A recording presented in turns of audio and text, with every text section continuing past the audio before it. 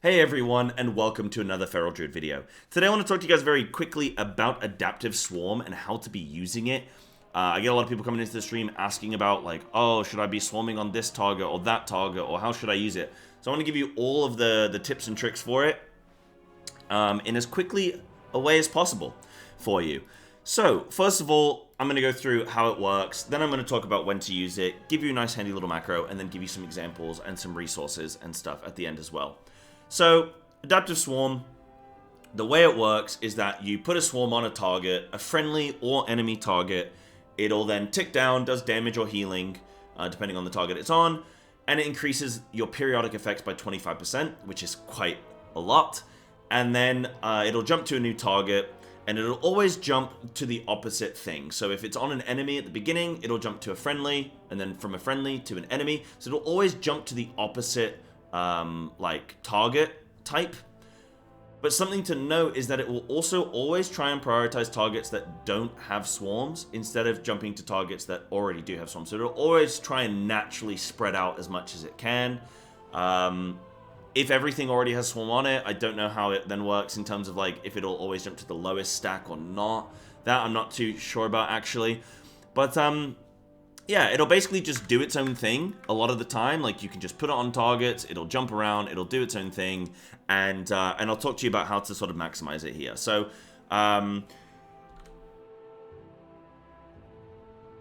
lot of people ask about when they should be using Swarm, and I think if you're in Raid, you're always going to be using like one Adaptive Swarm and then one Feral Frenzy for most bosses. There is like one on Bandit, Mythic, and maybe some other examples where you might run Unbridled, and in that case, like, okay, you're using Unbridled Swarm, so you just get into that that Mythic Plus mindset. But if you're in low-level content, so let's say you're doing like Delves or World content or low-level Mythic Plus or Heroic Dungeons or whatever, I would just be going double CI. Because things are dying so quickly, your swarms don't get a chance to really establish, they tick down too quick, like mobs die too quickly before you've been able to get the full duration of your swarm. And then that just means that you end up in a situation where your swarms are basically dead, and you go through the dungeon, you just never really establish good swarms. If you find, but this is something you have to feel out, it'll be dependent on your key level. Like, I'd say anything from like maybe a 7 or below, you probably just don't run swarm, you just go double CI. What this is also going to give you is more burst damage, because you're going to do more damage during your Tiger Fury window by 12%, which is quite significant, which means that you're actually going to get more burst, which is what matters more in lower level content. So it's going to be more beneficial to actually run CI, and then also you don't have to mess around with swarms, which are ineffectively being used. So I wouldn't use Swarm in low level content, personally. But feel it out, don't just take my word for it. If you find it's working for you, fantastic. So now I can show you guys like a nice little macro. So I'll show you this. This just allows me to, say I'm targeting a mob, and then I want to swarm a different mob, but I don't want to change my target for whatever reason. I can just mouse over, and it's going to allow me to apply that swarm to that mouse over target, which is very nice and handy, and allows you to sort of like not have to split your focus too much. And yeah, reduce some of the clutter. So I'll link that in the description. If I forget, then just yell at me in the comments, please. So now I've got like a nice little example of how to look at like different swarms, and you can tell I've done this before. Here we go. So like, how should you look to be using your swarm? So it comes down to just very simple math, right? And looking at the splits, okay? So the way swarm works is it has 3 stacks when you've used it, but it can maximize at 5 stacks. So you can have as many as 5 stacks on a target at one time. Every time it reaches, it finishes its duration of a stack, it's then going to split off to new targets, and well, there's a 60% chance it's going to split off to a new, it's going to split in 2, and it's going to find 2 new targets, right? It's always going to jump from friend to enemy, enemy to friend, like whatever the opposite thing is. So the aim of the game is to get as many healthy swarms as possible, so as many high stack swarms as possible on as many targets as possible. So if I give you guys this scenario here, here's your homework for the day. Okay, we've got 5 targets here. We've got a 0 stack, a 4 stack, a 0, a 3, and a 2. Which target here is the best target to put swarm on? And I'll give you like 5 seconds. Imagine I'm like a clock and I'm ticking, bro. So the best target, ding ding ding, is the 2 stack target. Now I know what you're thinking. Well, Si, if I put a 3 stack on this target with no stacks, then I'm going to have more targets with stacks on, and I'm going to do more damage. Yes, in the short term, but you're going to be killing your swarms in the medium to long term. The aim of the game is not to do damage now with Swarm. The aim of the game is to do damage long term, like consistent damage, and have as healthy swarms as possible. It's kind of like this tank that's constantly lowering, and you have to constantly try and top it back up again. There's a hole in your bucket, and you got to keep topping it up. So the reason it's the 2 stack and not a 0 stack is because if we refresh this 2 stack to a 5 stack, that 5 stack can then jump to 2 4s, and those 4s can then jump to two 3s, and then all of those 3s can then jump to the 2 stacks, and then all those 2s will jump to 1s. So you can turn a 2 stack swarm that's gonna basically go from 2 stacks, then it's gonna jump from an enemy to a friendly on 1 stack, and then it's gonna die. So this is like the last little bit of damage it's gonna do, and then it's dead. Instead, you can turn that 2 stack into a 5 stack, and it's going to be super healthy, and it's going to jump to everything, and hopefully kind of keep refreshing all your stacks. But you could say, okay, well, so you're going to get a 2 stack and a 3 stack. Okay, well, that 3 stack is going to jump to an ally, which is then going to go to 2 stacks. And then those 2 stacks are going to jump back to enemies and be on 1 stacks. So now those are dead.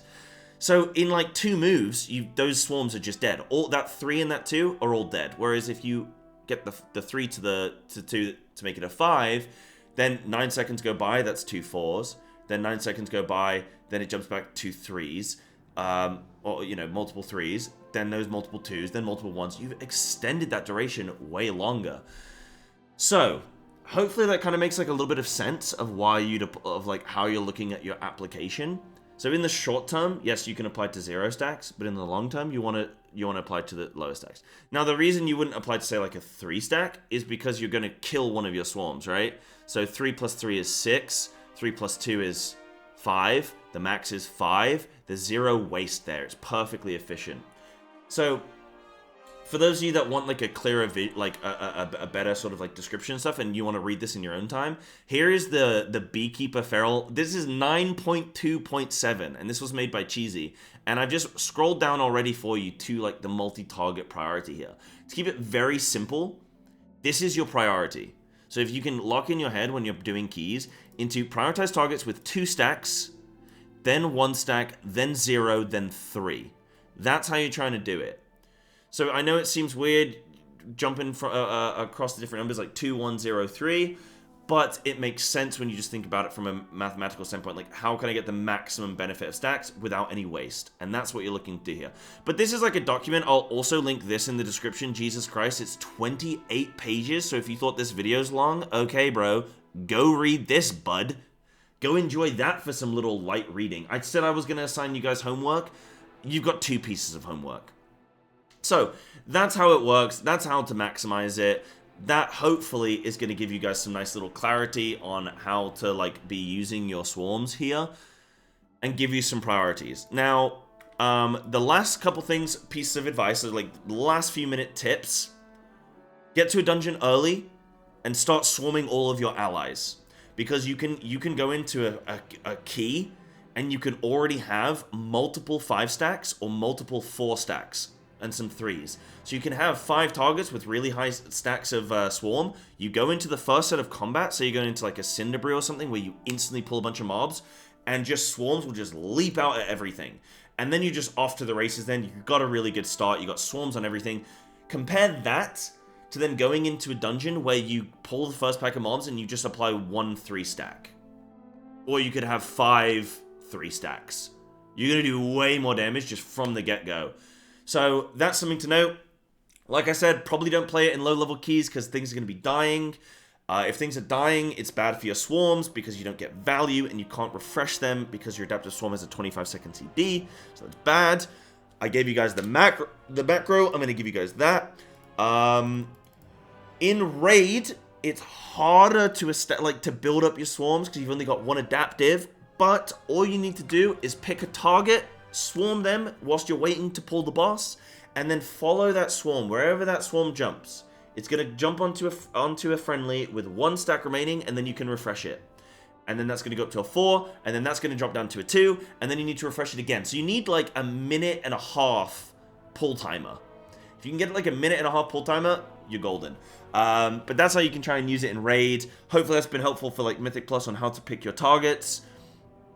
I'm not perfect with it. My swarm usage is definitely something I can improve on. That's something I'm working on. Hopefully this video has been helpful for you guys. Thanks for watching. Take care. See you in the next one.